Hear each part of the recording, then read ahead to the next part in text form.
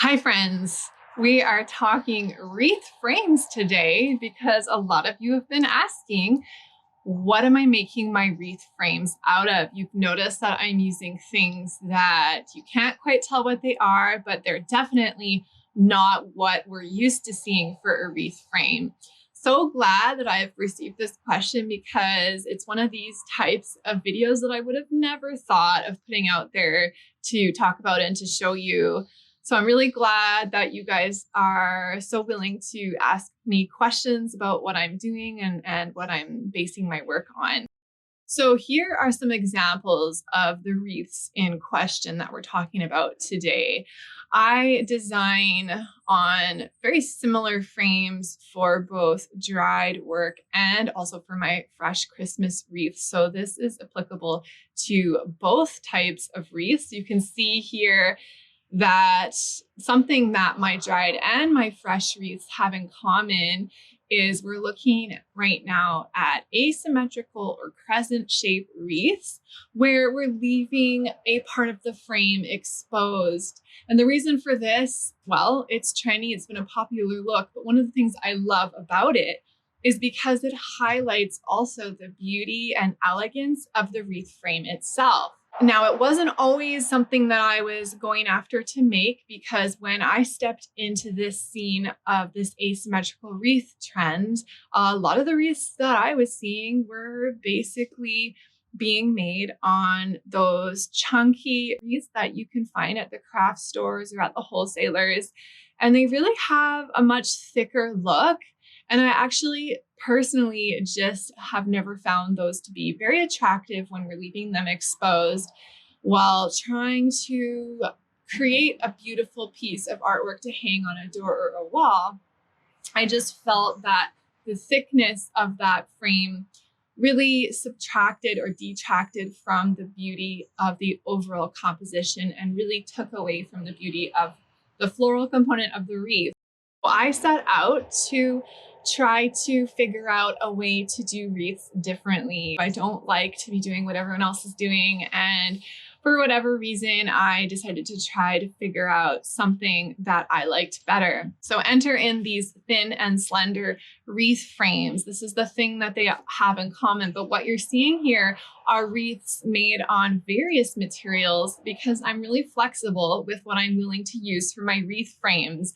So I'm going to show you some of the things that I do use, but more importantly, I'm going to talk about some of the characteristics and qualities that I'm looking for in a material that will make it a good option for making wreaths like this.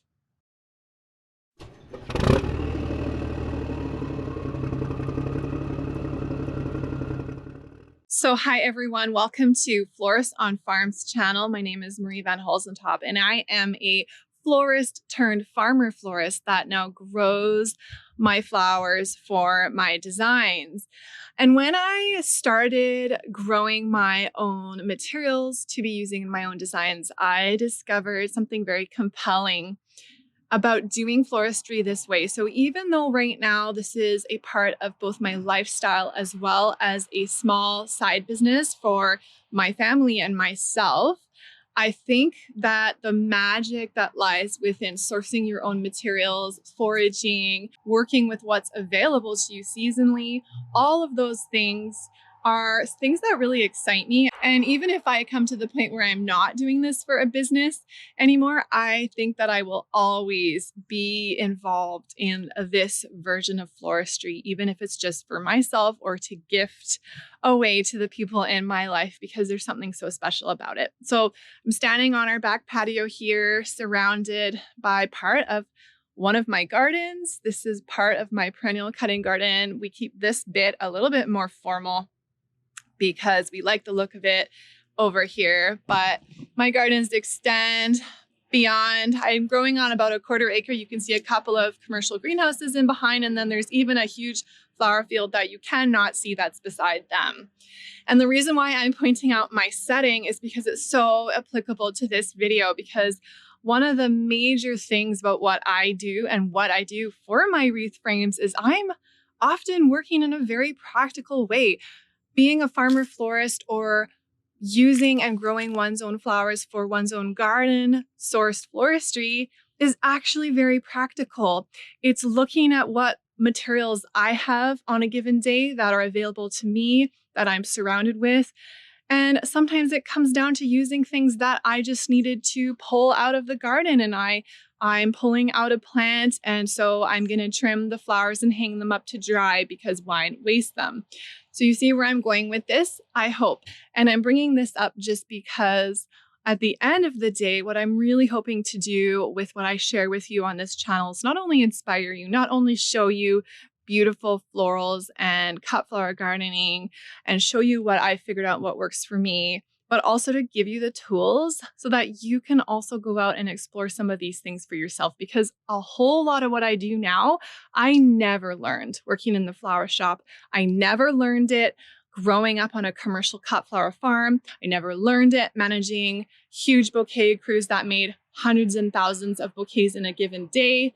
A lot of what I'm doing now is just because I'm willing to go out and test and try and figure out what works. It's very practical. Being a florist is actually that practical, and we are problem solving and we're being creative with what we're doing every single day in a way that I think a lot of people just don't realize. So I just want to say that because I want you to have the permission and to give yourself the permission to go and explore and test materials out for yourself.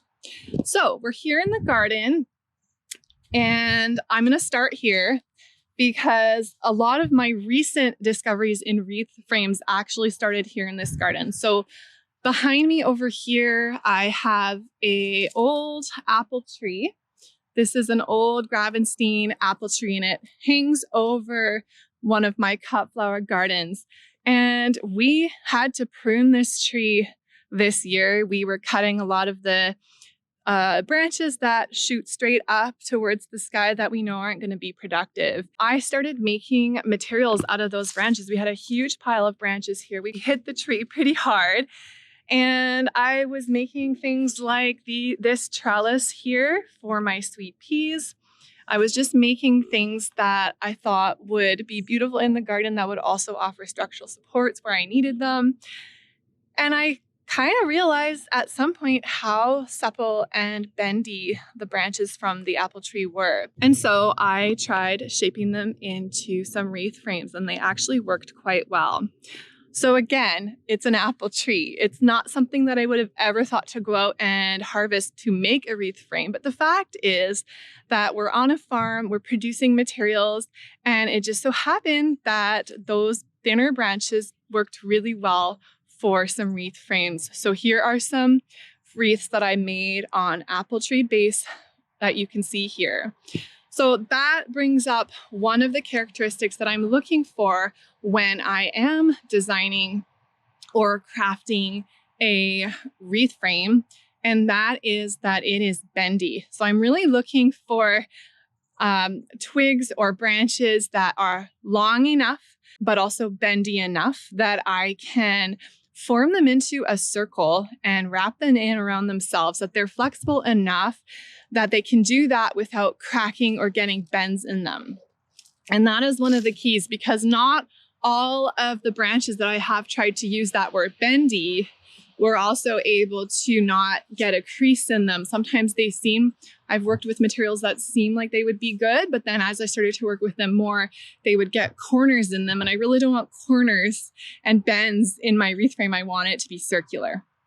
So this old apple tree was a star for me this year, and something that I didn't expect to work out.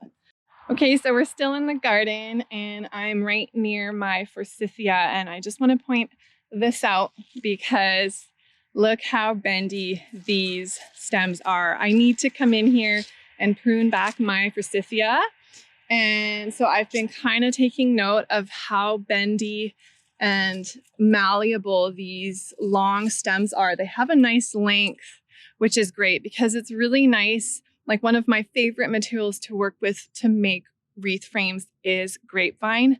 And that's because it comes in such nice long lengths that it can just wrap around itself a couple times and hold its own shape.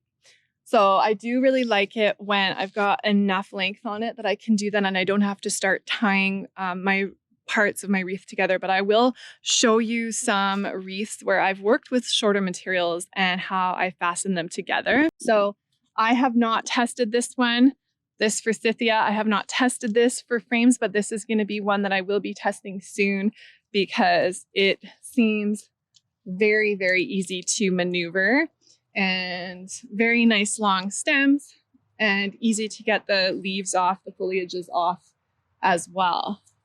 So here's another that needs a pruning. This is a dappled willow, and I'm eyeing this one as well. Willow is a material that I do use. I tend to forage for a lot of willow. There are so many different kinds that grow wild. There are so many different kinds that also grow as cultivated species in a garden. Willow is really cool because it comes in so many colors. You can find beautiful, beautiful colors from reddish tones to yellow tones to greener ones. So within the species, there's a lot to work with. One thing that willows that I find that they tend to share in common is, again, how flexible they are. And if we're coppicing a willow, it will send up really nice straight shoots that are quite slender and long and very flexible.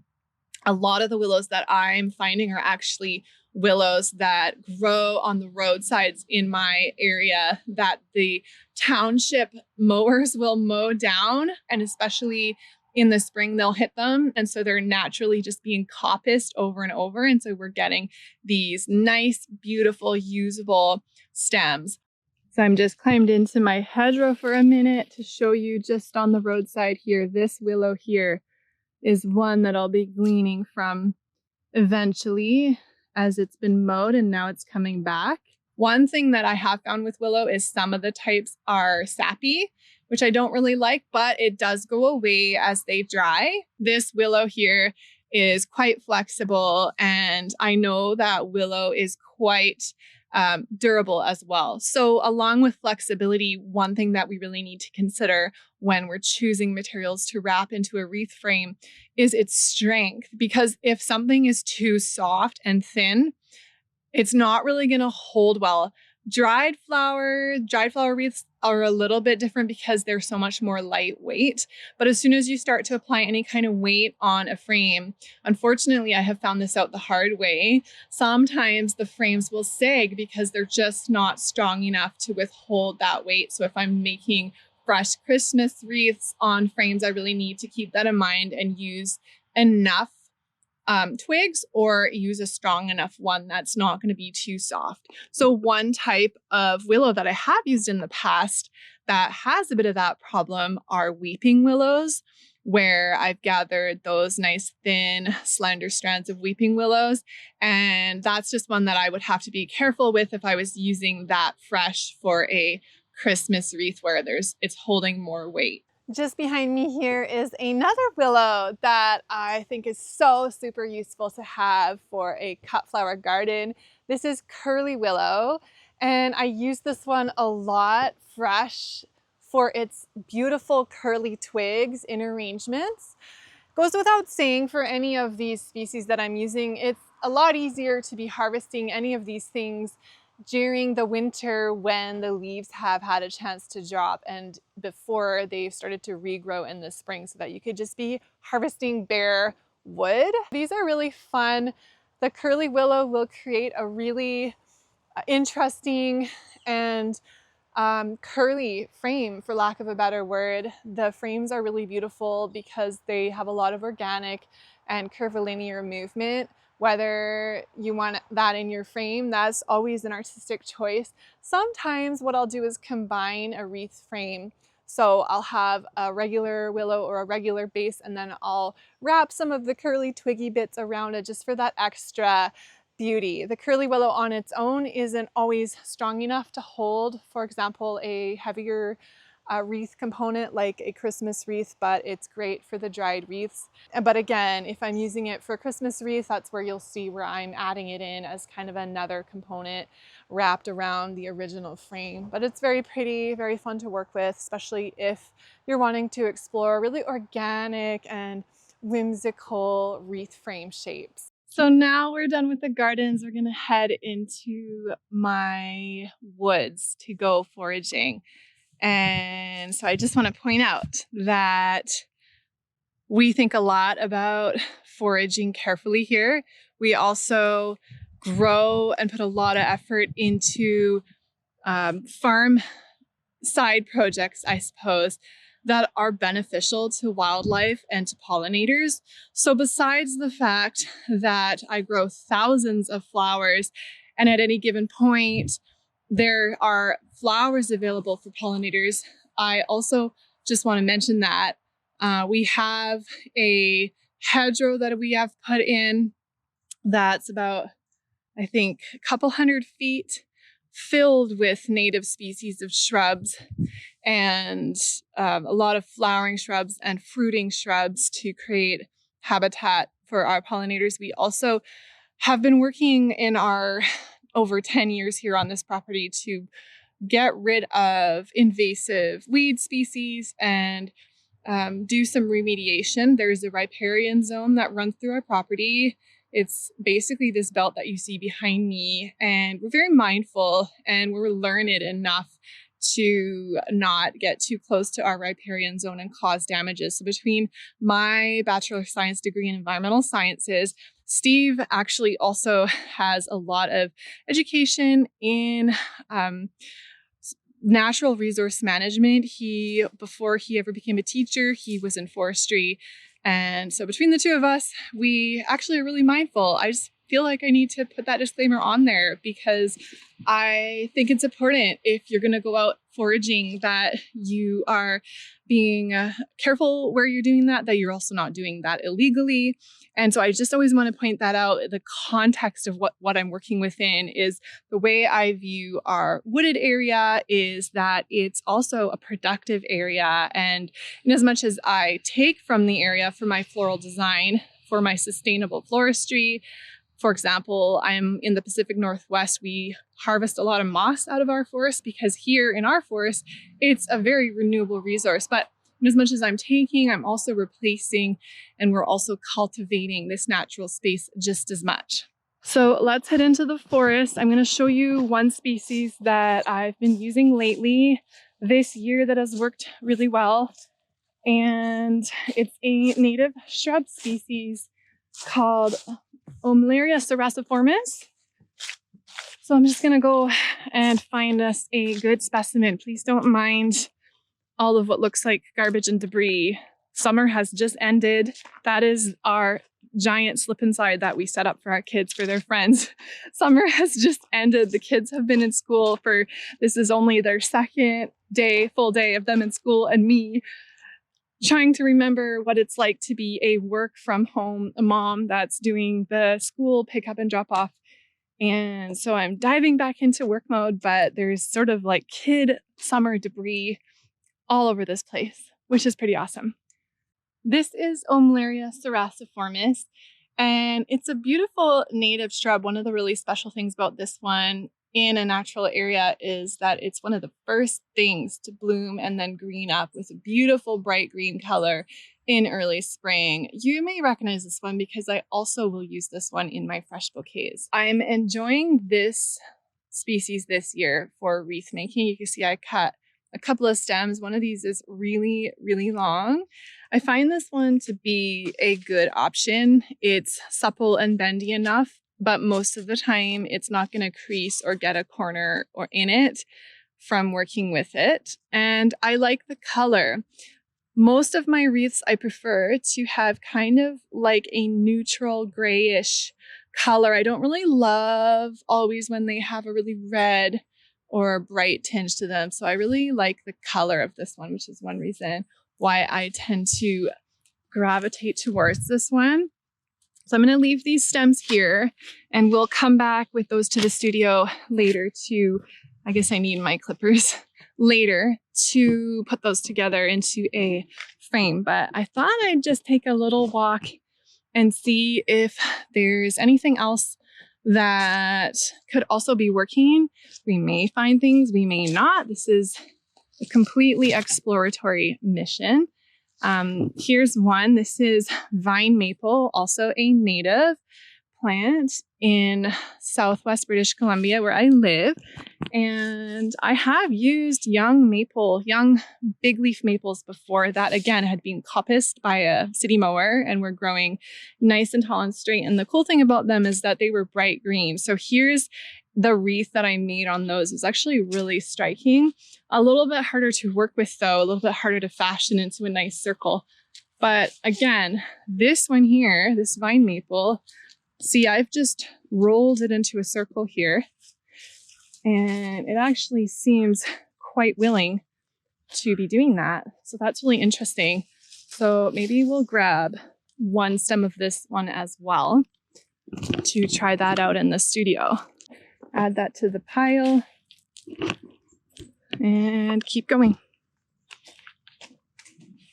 Up in the back here, and this is an area that we are reclaiming for pasture actually. So trees have been cleared in here, and so now we're getting a succession of all sorts of things, weeds and young new trees. So of course, in our ecosystem, the alder is going to be one of the first trees to succeed a cleared area or after a wildfire, etc. So there's a whole bunch of little alder saplings here. Some of them are even just short. I don't know if you can see all of these. I'm going to grab a couple of these because we're clearing this anyways. I'm not trying to regrow a forest full of alders, but I'm going to grab them because there's something about the alders that I actually don't like as much for a wreath frame, even though they're thin and tall and supple. So I'm going to grab a couple of those. And I think then we'll head back to the studio and I'll show you how I fasten some of these into frames. Here's my little pile of branches. Before I bother walking these back to the studio, I am going to strip off some of these leaves so I don't have to do that later. They may as well stay here in their natural place.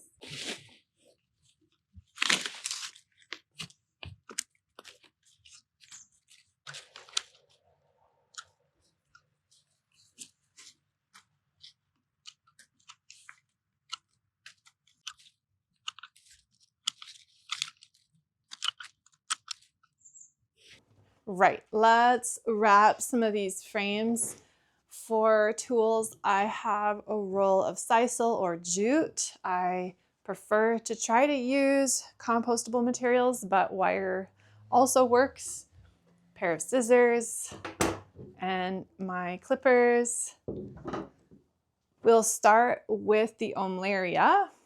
You can actually make wreath forms to wrap wreaths in. I've seen some really creative solutions from bunt pans and just layering willow around and around. So if you're making a thicker wreath, that can work really well.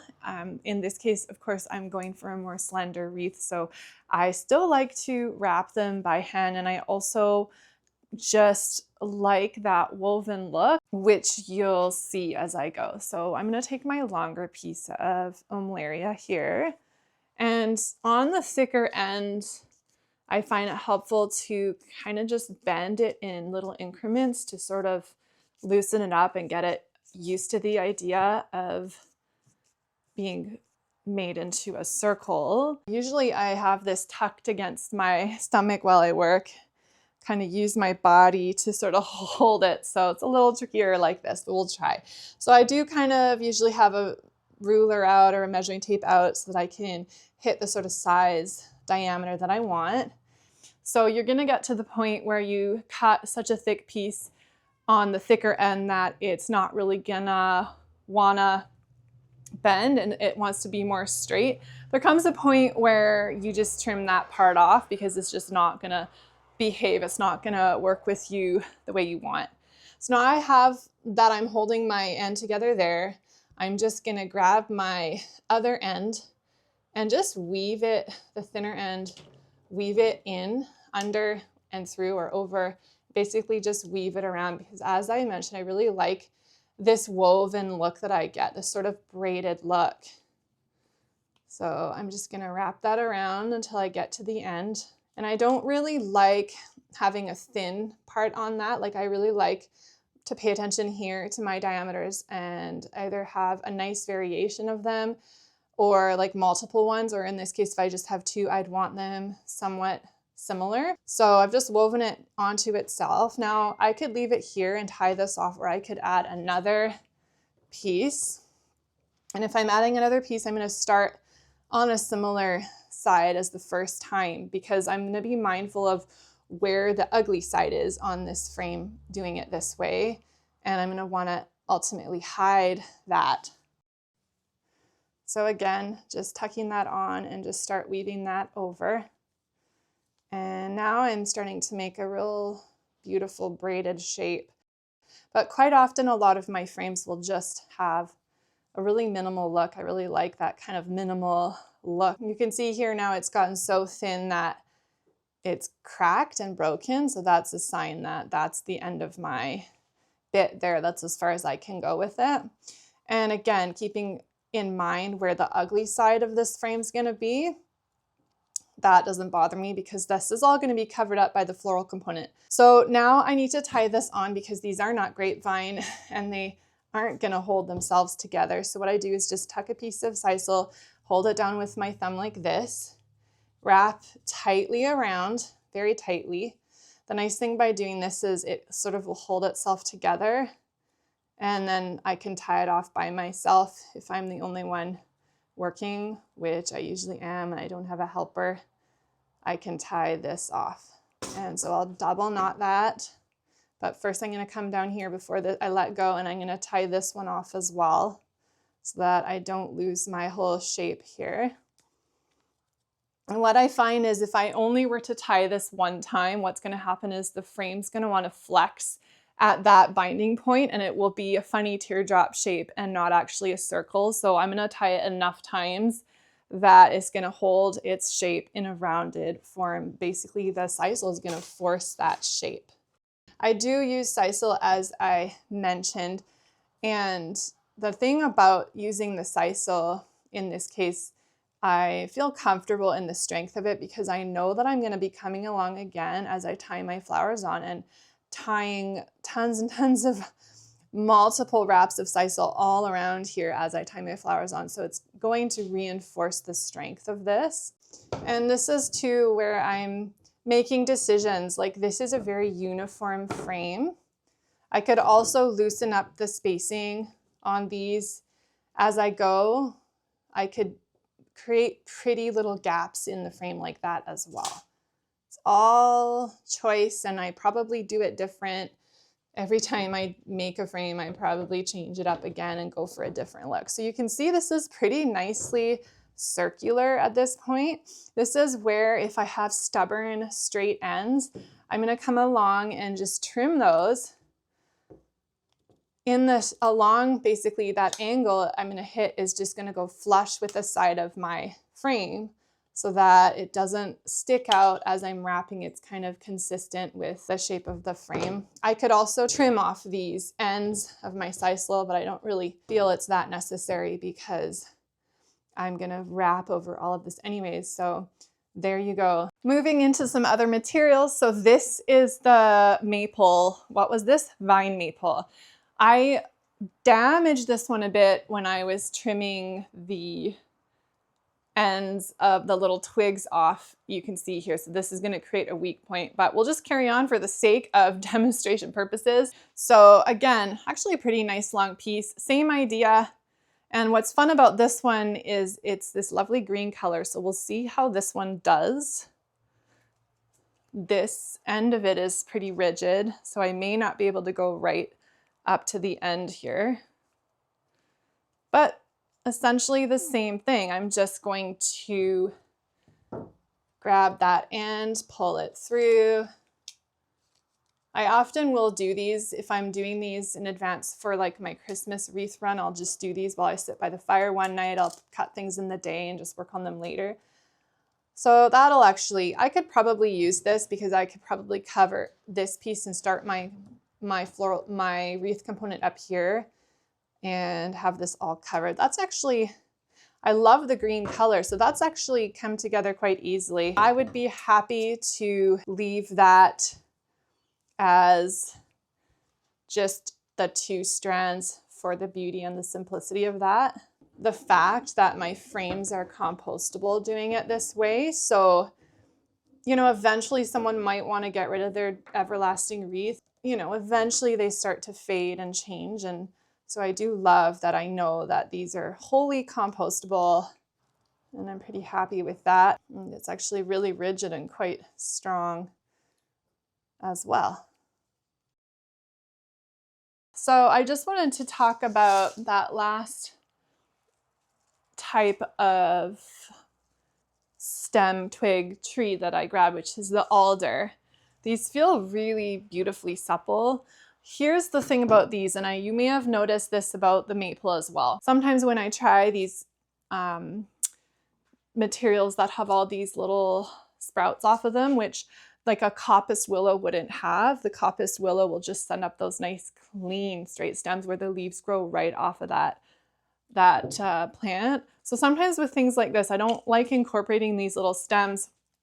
They look kind of dumb on the frame itself, but also I don't always enjoy, put that on myself, I don't always enjoy the look of that bald spot if I'm trying to incorporate these and trim those off. So it's just something to keep in mind, a little detail that kind of bothers me sometimes, and over time would probably bother me less because they would dull, but I just don't ever really want my frames to look kind of like, I don't know, like they've been damaged or they're kind of unprofessional maybe. So, but yeah, one tip if you are going to try is to just snip those off, because if you try to tear them off like with the maple, that didn't work so well for me. So I'm going to trim this other one here. We're going to see how this comes together, because these do have a beautiful color. I love this more grayer kind of wood bark color. All right. I can tell you already right now, these soft little tips, those I'm not going to want visible on my frame. So sometimes they crease too easily, these sort of softer materials. So we'll see how this does. This is probably fine. I don't love, see this bend here that from the thinness, I don't love the look of that. So I would maybe even trim that off and just use a secondary piece of alder instead. Yeah, so I think what I would do is I'll tie, I like these 2 strands. I don't like this one coming in here very much. So I'm going to tie this off here. And again right here. So I've tied that off twice to hold the shape, and then I would just trim it here. So this is actually not bad. And I would just say with something like this, I just need to be careful not to overshape it, because I could easily put a bend into that, but that's actually not bad. These little white bits, whether those are a problem for you or not, is totally personal choice. It's actually a decent wreath frame as well. So here are a few more frames that I have made and that I have ready.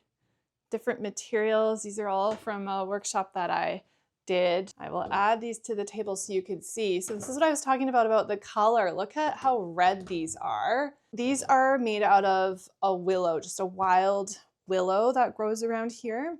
And then these ones are made out of curly willow, which is fun. It's totally a wild look, so kind of a fun way to go as well.